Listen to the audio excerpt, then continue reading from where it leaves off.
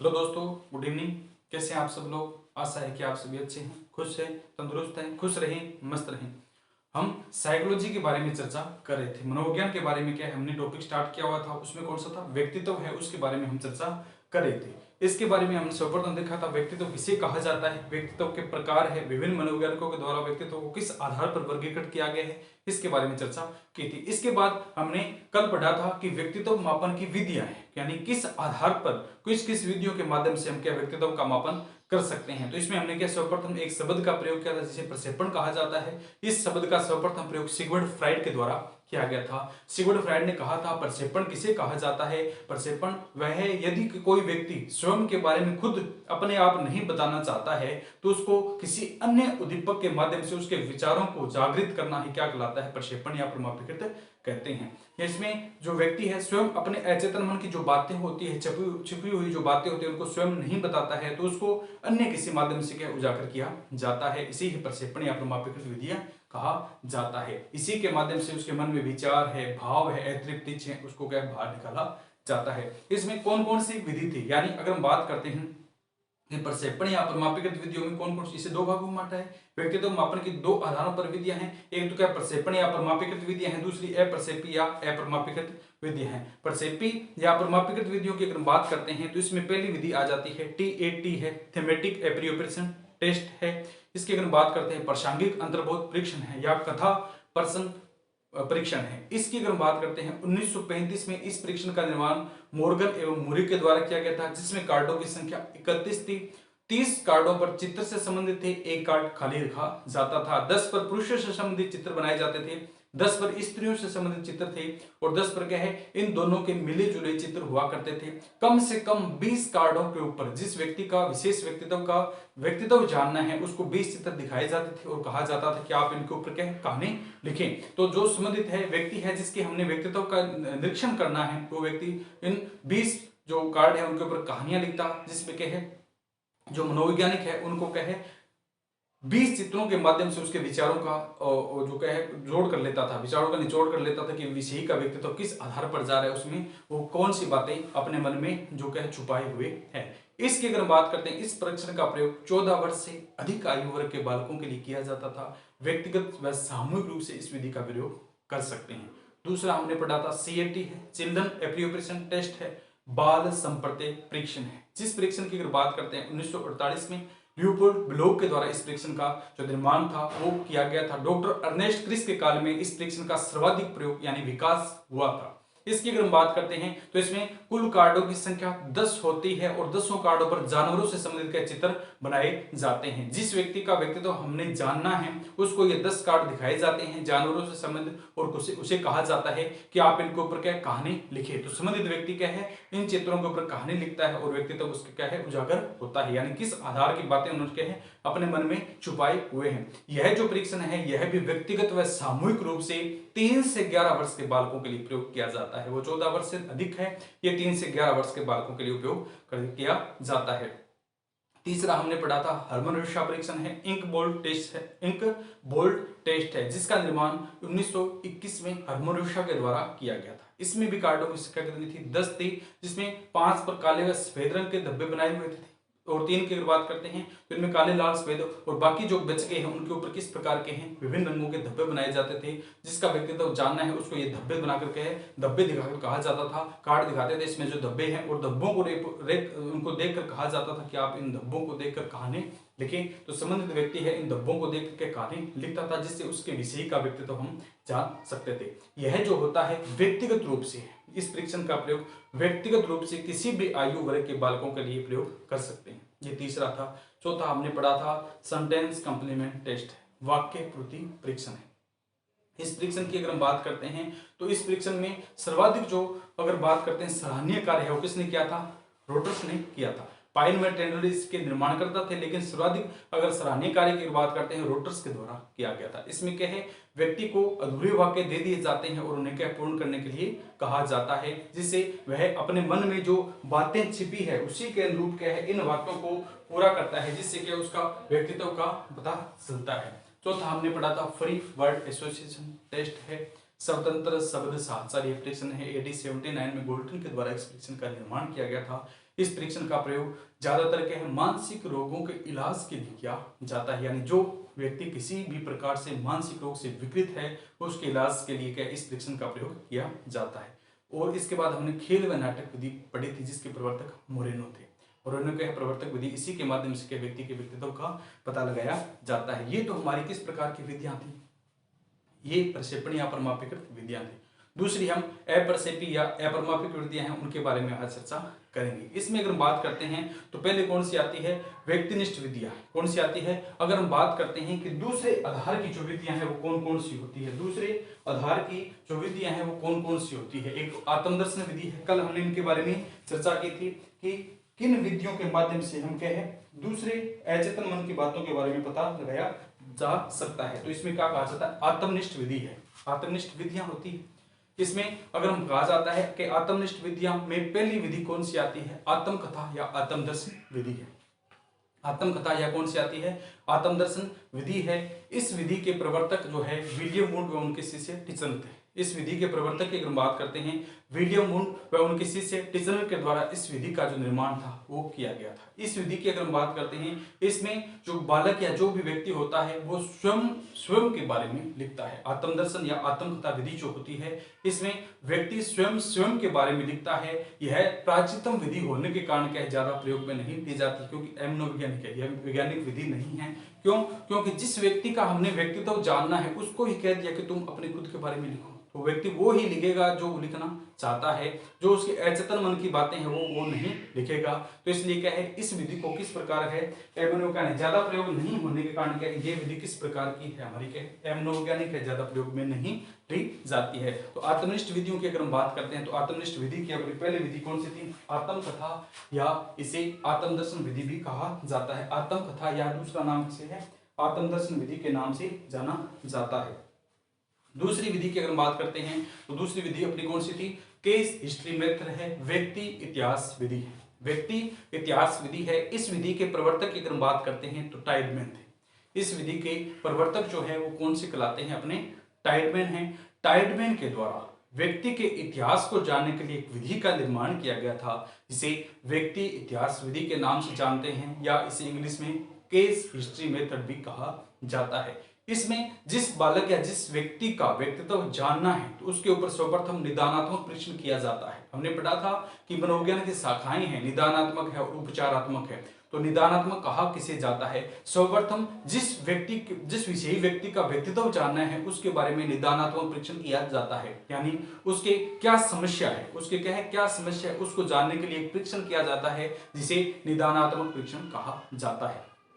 और फिर उसकी समस्या का पता चल गया तो उसका क्या उपचार किया जाता है जिसे उपचारात्मक परीक्षण कहा जाता है। तो केस हिस्ट्री मेथड की अगर हम बात करते हैं तो जिस प्रकार के मानसिक रूप से क्या विकृत बालक होते हैं, मानसिक रूप से क्या विकृत बालक होते हैं, उनके असामान्य जो बालक होते हैं उनके निदान की यह क्या सर्वश्रेष्ठ विधि है। असामान्य और क्या मानसिक विकृति के जो बालक होते हैं उनके निदान के लिए सर्वश्रेष्ठ विधि कौन सी होती है, व्यक्ति इतिहास विधि है। क्योंकि इसमें निदानात्मक परीक्षण के द्वारा उसके पीछे के इतिहास के बारे में पता लगाया जाता है कि बच्चे में किस प्रकार की कमी है, क्यों वह विकृत है या क्यों कक्षा में नहीं आता, क्यों नहीं पढ़ता है, फिर उसका क्या उपचार किया जाता है। जैसे उदाहरण के तौर पर बात करते हैं कि एक बालक है वो रोजाना स्कूल में क्या है लेट आता है। रोजाना क्या स्कूल का समय 8 बजे है लेकिन वो स्कूल कितने आता है 9 बजे आता है। तो उसको क्या है रेगुलर का यह टाइम है, रोजाना का यह परिदृश्य है। तो जो शिक्षक होता है, मनोवैज्ञानिक आजकल विधियां विभिन्न प्रकार की विधियां चलाई गई है, तो शिक्षक होता है उसको जानने के लिए क्या उसके ऊपर प्रयोग करता है। कौन सी आती है, व्यक्ति इतिहास विधि है, केस हिस्ट्री मेथड है।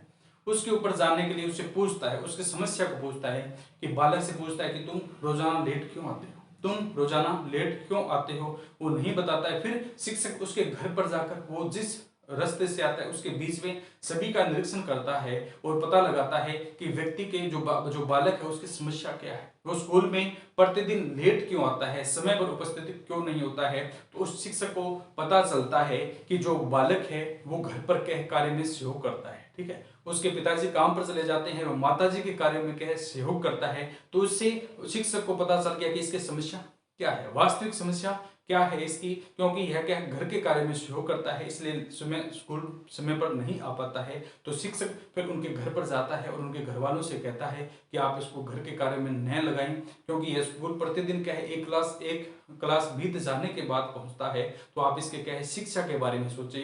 फिर जो उनके घर के जो माता पिता है वो उसके स्कूल पर समय पर प्रतिबंधित करते हैं, समय पर भेजते हैं, जिससे क्या है उसका उपचार हो जाता है। तो समस्या को जाना टीचर ने क्या उसके घर पर जाकर, पहले टीचर को नहीं पता था, क्यों बच्चा खुद नहीं बता रहा था कि मैं क्यों लेट आता हूं, तो टीचर ने क्या उसके घर पर जाकर निरीक्षण किया, उसके क्या समस्या थी उसको पता चला कि लेट क्यों आ रहा है, लेट जानने का जो कारण था उसे निदानात्मक कहा जाता है। फिर इस लेट जानने आने के स्कूल में आने के कारण का उपचार किया, उसे क्या कहा जाता है, उपचारात्मक परीक्षण कहा जाता है। तो मनोविज्ञान की सहायता से हम किसी भी समस्या का जब समाधान करते हैं तो उसे क्या कहा जाता है, उपचारात्मक परीक्षण है। तो मानसिक रूप से है, ठीक है, मानसिक रूप से कोई बालक होता है वो अपने बारे में नहीं बताना चाहता है, तो उसके इलाज के लिए क्या है, यह सर्वश्रेष्ठ विधि है। असामान्य जो बालक होता है यानी सामान्य श्रेणी का बालक नहीं, उसके बारे में जानने के लिए क्या है, ये किस प्रकार की है, सर्वश्रेष्ठ विधि है। तो कौन सी थी, केस हिस्ट्री मेथड है, व्यक्ति इतिहास विधि है, प्रवर्तक अपने कौन से थे,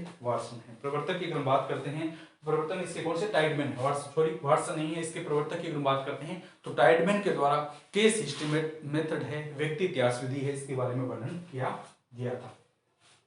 तीसरी अगर हम बात करते हैं प्रश्नावली विधि या पेपर पेंसिल विधि है। तीसरी विधि कौन सी आती है, प्रश्नावली विधि, या इसे हम पेपर पेंसिल के नाम से भी जानते हैं। प्रश्नावली या कौन सा आता है, पेपर पेंसिल के नाम से भी जानते हैं। इसका अगर बात करते हैं सर्वप्रथम प्रयोग है, इसका सर्वप्रथम प्रयोग कौन से थे, वुडवर्थ नाम के एक मनोवैज्ञानिक जिन्होंने अपनी पुस्तक है, एक उनके द्वारा क्या है पर्सनल डाटा इन्वेस्ट्री एक पुस्तक लिखी थी, जिसमें इसका प्रश्नावली जो शब्द था सर्वप्रथम प्रयोग किया गया था। तो प्रश्नावली की अगर बात करते हैं, प्रश्नावली विधि है, क्या इसे पेपर पेंसिल के नाम से भी जाना जाता है। इस विधि के प्रवर्तक अपने वुडवर्थ, इस विधि के प्रवर्तक की अगर हम बात करते हैं तो कौन से कहलाते हैं, वुडवर्थ है। इन्होंने अपने पर्सनल डाटा इन्वेस्ट्री में क्या है सर्वप्रथम प्रश्नावली का प्रयोग किया था। इसके अलावा केटल ने भी 16 पीएफ दिए थे। इसमें प्रश्नावली की बात करते हैं, प्रश्नों की संख्या के आधार पर प्रश्नावली को विभिन्न भागों में बांटा गया। प्रश्नावली एक प्रकार की नहीं होती है, प्रश्नावली कई प्रकार की होती है। तो सर्वप्रथम इसका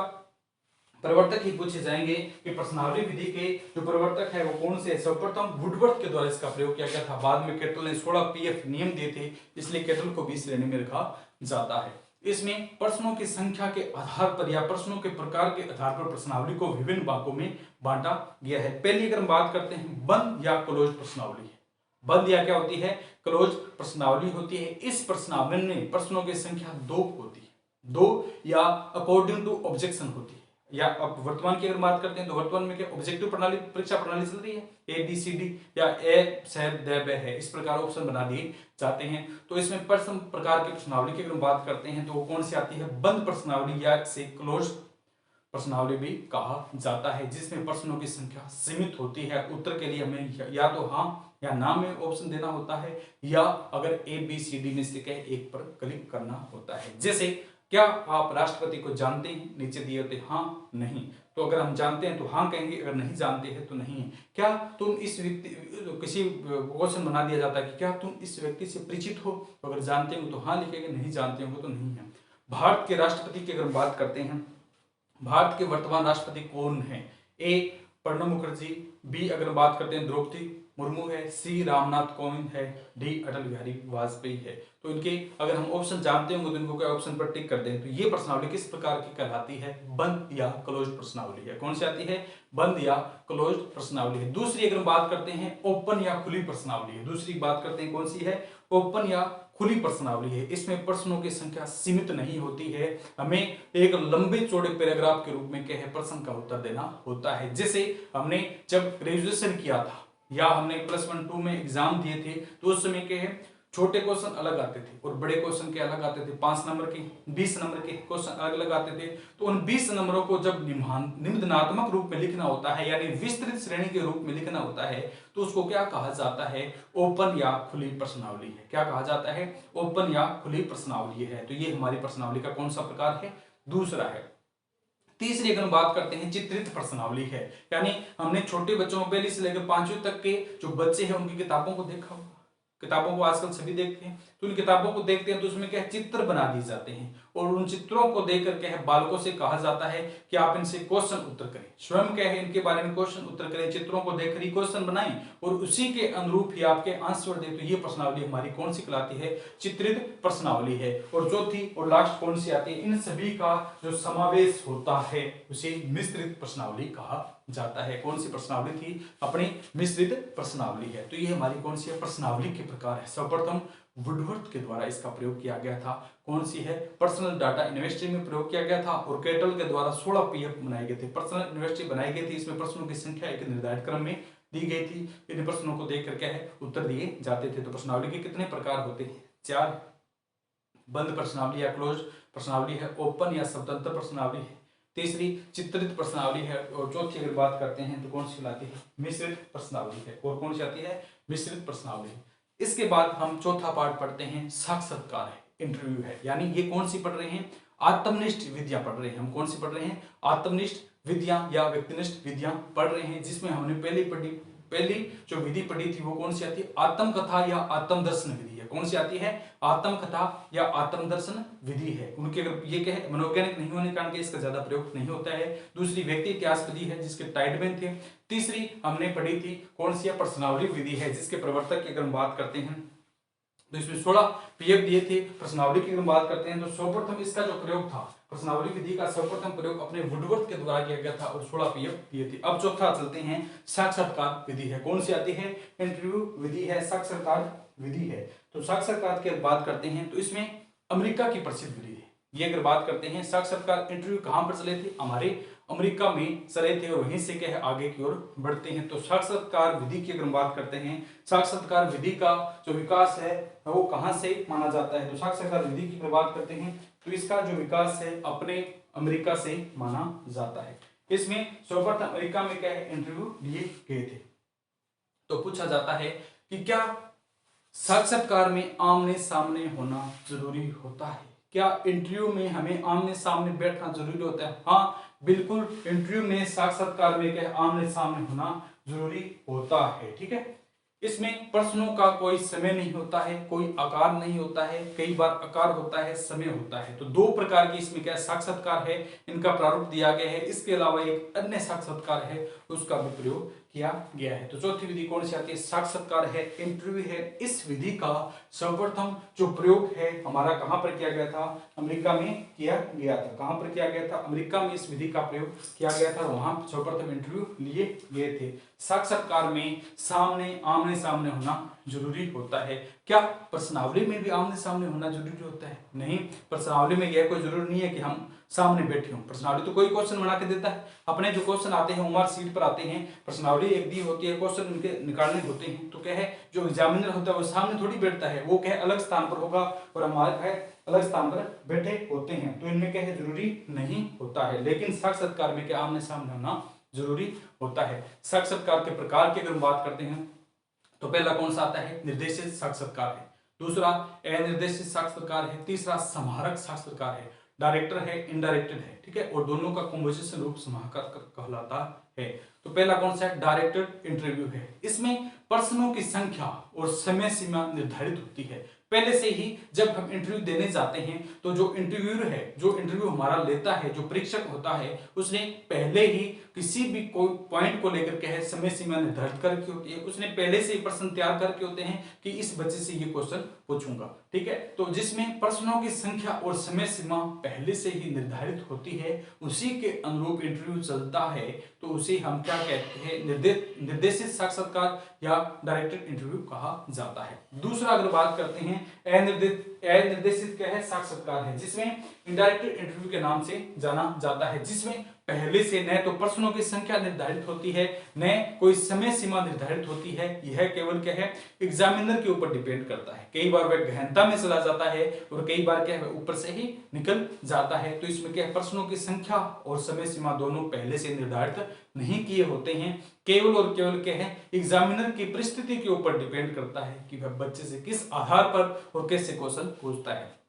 जैसे आरएस का इंटरव्यू होता है तो इसमें क्या है, एग्जामिनर होते हैं, सामने 5 का बैच होता है, संबंधित सब्जेक्ट संबंधित क्या है 5 6 का होता है। ठीक है, पैनल बनाए जाते हैं, अलग अलग शिक्षकों के अलग अलग पैनल होते हैं। आरएस के एसआई के जो इंटरव्यू होते हैं उसमें पैनलों के आधार कभी 3 पैनल बने होते हैं, कभी 5 बने होते हैं। लगभग महीने तक ये जो अकॉर्डिंग टू स्टूडेंट के आधार पर कहे ये पैनल है वो इंटरव्यू लेते हैं। पर डे के हिसाब से कहें जितने कैंडिडेट निर्धारित किए होते हैं उनके इंटरव्यू लेते हैं। तो पैनल बना होता है, अलग अलग कमरे होते हैं, 5 शिक्षक अलग से होते हैं। 5 शिक्षक है उनका पैनल होता है, ज्योग्राफी का अलग होगा, पॉलिटिकल का अलग होता है, इकोनॉमिक्स का अलग होता है, एसएस का अलग होता है। तो इन सभी अगर क्वेश्चनों की अगर हम बात करते हैं, अलग अलग पॉइंट के ऊपर जो एग्जामिनर है अलग अलग क्वेश्चन निकालता है। जो है सर्वप्रथम बच्चे का जैसे एंट्री करता है, बच्चा जैसा क्या साक्षात्कार के लिए जाता है उसकी फाइल पहले ही अंदर बना दी जाती है। फाइल क्या है, जैसे मैं इंटरव्यू के लिए जाता हूं तो मेरी फाइल पहले ही अंदर क्या पहुंचा दी जाती है। ऐसा ही इंटरव्यू में हुआ था कि हम गए थे तो हमारी फाइलें क्या है पहले ही अंदर पहुंचा दी गई थी,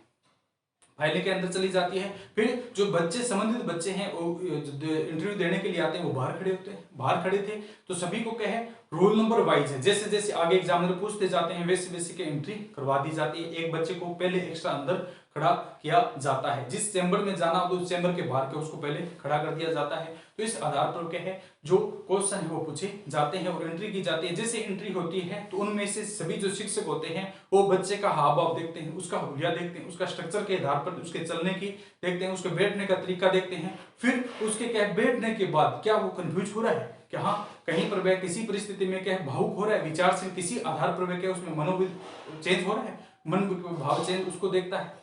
फिर वो है इंटरव्यू जो होते हैं वो अपना इंटरव्यू स्टार्ट करते हैं, सर्वप्रथम नाम से स्टार्ट करते हैं। फिर वो अकॉर्डिंग टू जहां आपको ले जाना चाहते हैं वो उसी तरफ आपको क्या है ले जाते हैं। तो वो आपकी प्रकृति के ऊपर डिपेंड करता है कि आप उस परिस्थिति में उन्हीं के अनुरूप चलेंगे या उसको क्या है वहीं तक रोक देंगे। जैसे आपके नाम के आधार पर वो पूछ लेते हैं कि आपका नाम ऐसा क्यों पड़ा, फिर वो महाभारत या रामायण काल में चले जाते हैं कि नाम तो उनका भी था, तो आप में और उनमें क्या फर्क है, इस आधार पर भी क्वेश्चन पूछ लिए जाते हैं। तो इंटरव्यू अपने आधार पर क्या इंटरव्यू देता है। तो 5 का पैनल है, कभी वो 10 क्वेश्चन पूछते हैं, कभी 25 पूछ लेते हैं, कभी 15 ही पूछ लेते हैं। तो जो करंट के मुख्यतः जो करंट के भाव भाव चलते हैं उसके आधार पर पूछते हैं, और सब्जेक्ट के जो टीचर बैठे होते हैं वो अपने सब्जेक्ट के अनुरूप के क्वेश्चन पूछते हैं। तो इस प्रकार साक्षात्कार जो होता है कभी छोटा चलता है, कभी क्या बड़ा भी चल जाता है। तो इसका सर्वप्रथम प्रयोग हमारे अमेरिका में किया गया था। साक्षात्कार सर्वप्रथम कहां पर थे, अमेरिका में था। तो इसमें 3 प्रकार होते हैं, डायरेक्ट इंटरव्यू है, इनडायरेक्टेड है और समाहकार इंटरव्यू, यानी दोनों का जो मिला जुला स्वरूप होता है, दोनों का जो मिला जुला स्वरूप होता है उसे क्या कहा जाता है, समाहरक साक्षात्कार है। ठीक है, यह सबसे उचित माना जाता है। नए समय सीमा ज्यादा लगाते हैं, नए समय सीमा क्या है कम लगाते हैं। ठीक है, तो इसमें क्या है प्रश्नों और उनके आधार पर क्या समय सीमा का निदान पहले ही रखा नहीं जाता है। ठीक है, इसमें क्या पहले नहीं रखा जाता है, केवल और केवल क्या है बच्चा जो होता है उसके अगर उनको इंटरेस्ट आएगा तो वो क्या है गहराई तक चले जाते हैं। तो ये हमारी कौन सी थी, आत्मनिष्ठ विधियां थी। ये कौन सी थी, आत्मनिष्ठ विधियां थी, जिसमें हम बात करते हैं पहली विधि कौन सी आती है, आत्मदर्शन या आत्मकथा विधि है। दूसरी केस हिस्ट्री मेथड है, व्यक्ति इतिहास विधि है। तीसरी प्रश्नावली है और चौथी की अगर हम बात करते हैं साक्षात्कार है। दूसरी विधियां हम बात करेंगे कौन सी आती है, दूसरी विधियों की अगर हम चर्चा करते हैं तो इसमें कौन सी आती है, वस्तुनिष्ठ विधि है। कौन सी आती है, वस्तुनिष्ठ विधि है। कौन सी, वस्तुनिष्ठ विधि है। इस विधि की अगर सर्वप्रथम बात करते हैं तो पहली विधि इसमें कौन सी आ जाती है, इसकी आती है निरीक्षण या बहिर्दर्शन विधि है। निरीक्षण या क्या है, बहिर्दर्शन विधि है, जिसके प्रवक्ता कौन से है, वाटसन है। जिसके प्रवर्तक की बात करते हैं, निरीक्षण या बहिर्दर्शन विधि के प्रवर्तक वाटसन है। वाटसन कोई तुम मुझे कोई भी बालक दे दो मैं उसे वैसा बना दूंगा जैसा मैं उसे बनाना चाहता हूं। तो निरीक्षण और बहिर्दर्शन विधि के प्रवर्तक की अगर बात करते हैं तो वो अपने कौन से कहलाते हैं, वाटसन है। इनके अनुसार क्या है, व्यक्ति का विभिन्न परिस्थितियों में उसके व्यक्तित्व का निरीक्षण किया जाता है और क्या है संबंधित लोगों से पूछा जाता है कि संबंधित व्यक्ति का व्यक्तित्व कैसा है और उसी के आधार पर उसके व्यक्तित्व का निर्धारण किया जाता है। उसका क्या है, उसी के आधार पर उसका व्यक्तित्व का क्या है निर्धारण है वो किया जाता है। तो पहला कौन सा आता है हमारा, पहली अगर हम बात करते हैं तो कौन सा आता है, निर्देशित। निर्देशित की अगर बात करते हैं, निर्देशित विधि है। ये हमारी कौन सी पहली विधि है, वस्तुनिष्ठ विधियों की सर्वप्रथम पहली विधि है। इसे किसके नाम से जानते हैं, निर्देशन के नाम से जाना जाता है। निर्देशित विधि के नाम से जानते हैं, इसे निरीक्षण भी कहा जाता है। इस विधि के प्रवर्तक वाटसन हैं।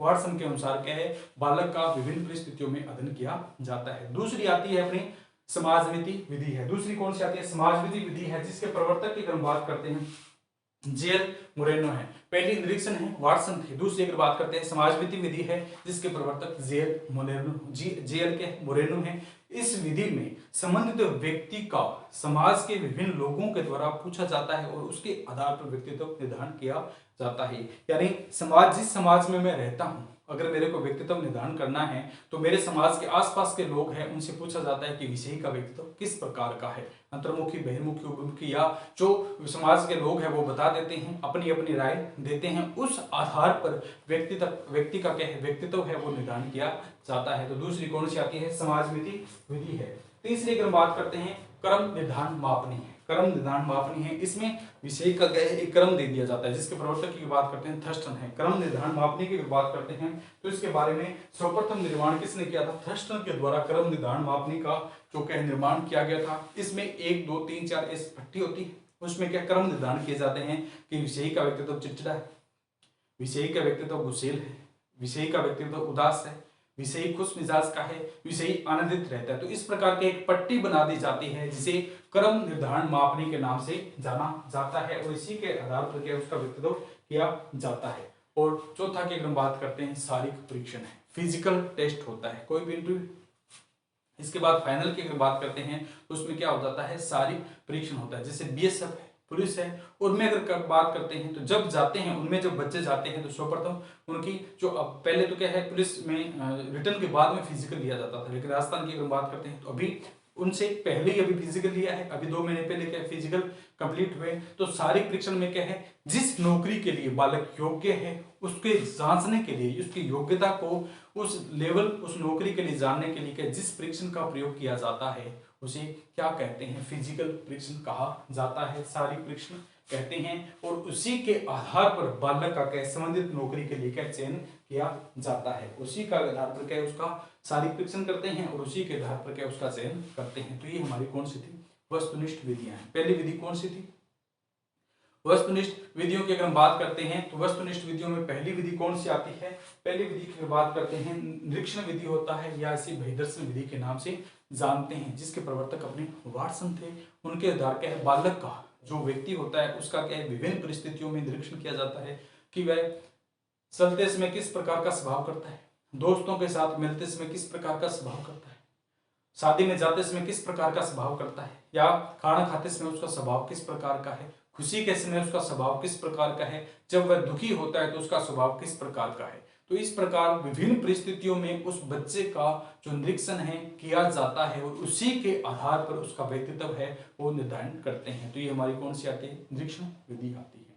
दूसरी समाजनीति विधि है जिसके प्रवर्तक मोरेनो है। उनके अनुसार समाज के विभिन्न वर्गों में समाज के विभिन्न लोगों के द्वारा क्या है व्यक्ति के व्यक्तित्व के बारे में पूछा जाता है कि विषयी का व्यक्तित्व किस प्रकार का है।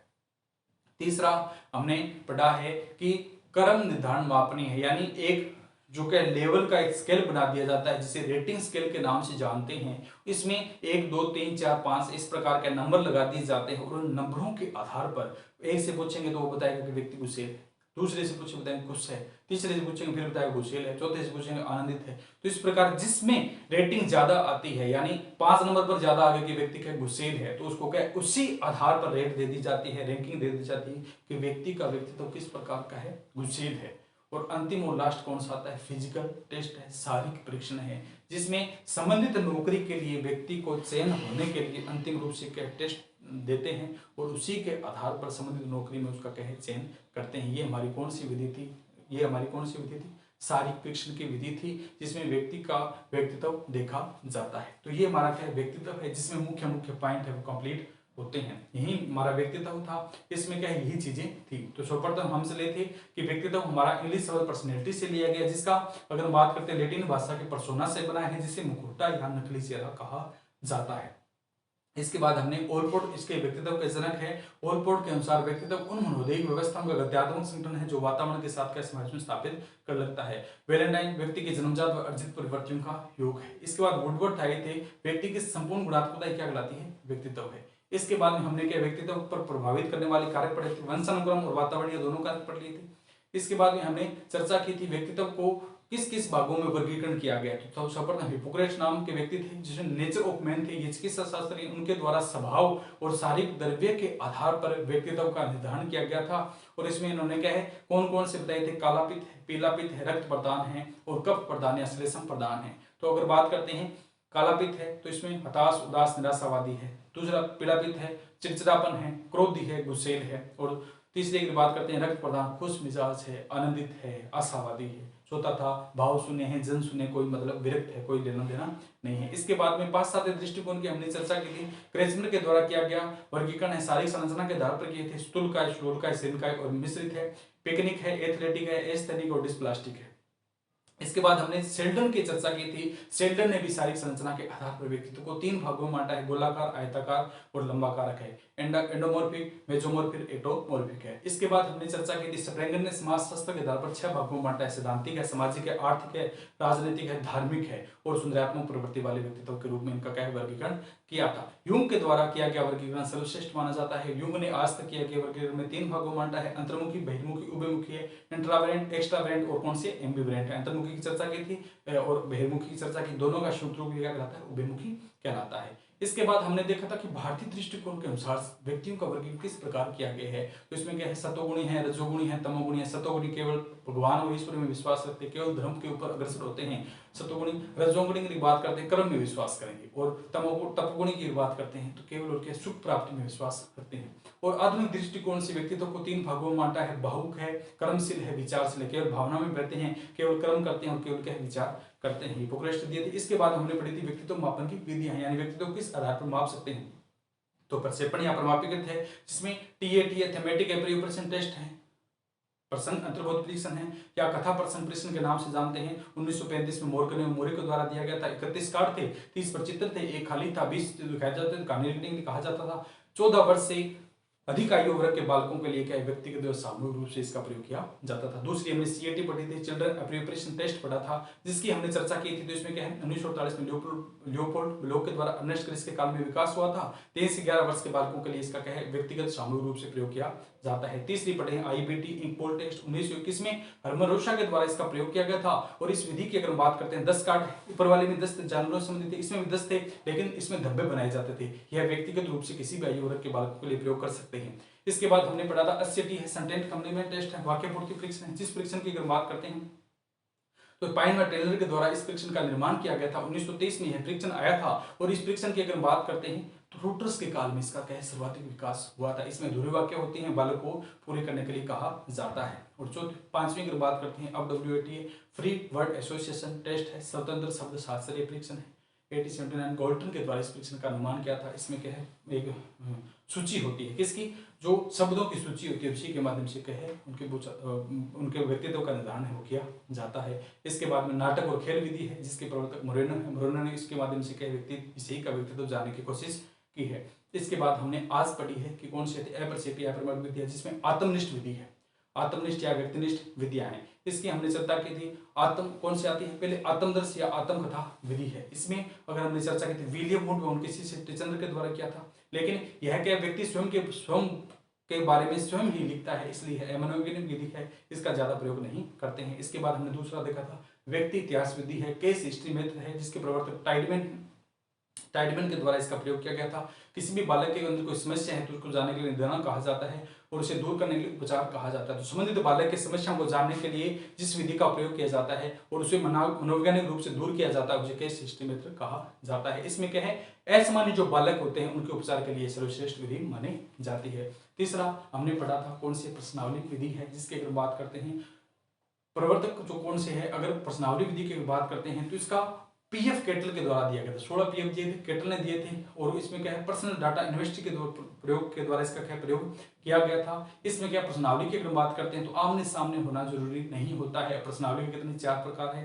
पहले क्या है बंद प्रश्नावली या क्लोज प्रश्नावली कहा जाता है, हाँ नहीं या 4 ऑप्शन दिए होते हैं उनके अनुसार। दूसरी अगर बात करते हैं खुली प्रश्नावली होती ओपन है, जिसमें क्या हमें निम्नात्मक रूप से प्रश्नों को लिखना होता है। तीसरी हमने बात की थी चित्रित प्रश्नावली, चित्रों को देखकर प्रश्न उत्तर करने होते हैं। चौथा क्या है इन सभी का मिला जुला रूप है जिसे मिश्रित प्रश्नावली कहा जाता है। इसके बाद साक्षात्कार है। इंटरव्यू की बात करते हैं, अमेरिका में सर्वप्रथम स्टार्ट हुई थी। इसमें आमने सामने होना जरूरी होता है। समय सीमा निर्धारित भी होती है और अनिर्धारित भी होती है। इसमें 3 प्रकार के होते हैं। निर्देशित साक्षात्कार है जिसे डायरेक्टेड इंटरव्यू कहा जाता है। आमने सामने बैठते हैं, प्रश्नों की संख्या सीमित होती है, समय भी सीमित होता है, पहले से क्वेश्चनों को निर्धारित किया जाता है और एग्जामिनर क्या वही क्वेश्चन पूछता है, उतने समय के लिए पूछा जाता है। दूसरा अनिर्देशित साक्षात्कार है, ठीक है, इनडायरेक्टेड इंटरव्यू है। इसमें प्रश्नों की संख्या नए निर्धारित होती है, नए समय सीमा निर्धारित होती है, एग्जामिनर को नहीं पता वो क्या पूछे और सामने वाले को नहीं पता कितना समय उसे बैठा रहना होगा। स्मारक साक्षात्कार है। स्मारक साक्षात्कार की बात करते हैं, इन दोनों का मिला जुला संयुक्त जो रूप होता है उसे स्मारक साक्षात्कार कहा जाता है। इसके बाद में हमने क्या पढ़ा था कि इसके बाद की अगर बात करते हैं तो कौन सी आती है, वस्तुनिष्ठ विधियां हैं। वस्तुनिष्ठ विधियां कौन कौन सी आती है? पहले निर्देशित विधि होती है जिसमें क्या निरीक्षण विधि के नाम से भी जाना जाता है। इसके प्रवर्तक वाटसन थे। इस विधि के अनुरूप विषयी का व्यक्तित्व विभिन्न परिस्थितियों में उसके व्यक्तित्व का निरीक्षण किया जाता है और उसी के आधार पर उसको कहे व्यक्तित्व एक दे दिया जाता है कि विषय का व्यक्तित्व इस प्रकार का है। दूसरा समाजमिति विधि है। समाज के विभिन्न लोगों के द्वारा, इसके प्रवर्तक मोरेनो, समाज के विभिन्न लोगों के द्वारा विषयी के व्यक्तित्व के बारे में पूछा जाता है और जो समाज के लोग उसके बारे में बताते हैं उसी के आधार पर क्या उसका व्यक्तित्व निर्धारण किया जाता है। कर्म निदान मापनी थर्स्टन के द्वारा दी गई थी। इसमें एक क्या है, निर्धारण कर दिए जाते हैं क्रम 1 2 3 4 5 है, उसी के अनुसार क्या है उसका दे दिए जाते हैं कि जो जिस पर क्या है जिस क्रम पर क्या है उसका सर्वाधिक ऑप्शन आते हैं उसी के आधार पर क्या उसको क्या है एक अंकन दे दिया जाता है। इसके बाद में अंतिम और लास्ट निरीक्षण विधि यानी फिजिकल टेस्ट, शारीरिक परीक्षण है। संबंधित नौकरी के लिए अंतिम रूप से चयन के लिए क्या जिस परीक्षण का प्रयोग किया जाता है उसे शारीरिक परीक्षण कहा जाता है। अगर व्यक्ति ने, जिस बालक ने क्या है इस परीक्षण को पास कर लिया तो वह क्या संबंधित नौकरी के लिए क्या है पास है, उसे संबंधित नौकरी के लिए क्या बुलाया जाता है। ये हमारी व्यक्तित्व के क्या है मुख्य पार्ट थे। व्यक्तित्व में क्या है मुख्य जो संबंधित पार्ट थे वो है। आज व्यक्तित्व हमारा कंप्लीट है। फिर भी इसमें थोड़ा बहुत अगर कोई रह गया कुछ प्रश्न कुछ क्या है इसमें परिभाषाएं हैं और 1 2 चीजें और रोजन बेकर की है जो वर्गीकरण है और एक और आता है अपने सिगमंड फ्राइड के द्वारा है, चेतन अचेतन अर्धचेतन है और 1 2 और मनोवैज्ञानिक है उनके द्वारा वर्गीकरण किया गया है। वो थोड़ा सा रह गया तो उनके बारे में कल चर्चा कर लेंगे, नहीं तो कल क्या है बुद्धि हमारा इंटेलिजेंट जो टॉपिक है वो स्टार्ट करेंगे। तो आज के लिए इतना ही। ओके दोस्तों, thank you, God bless you.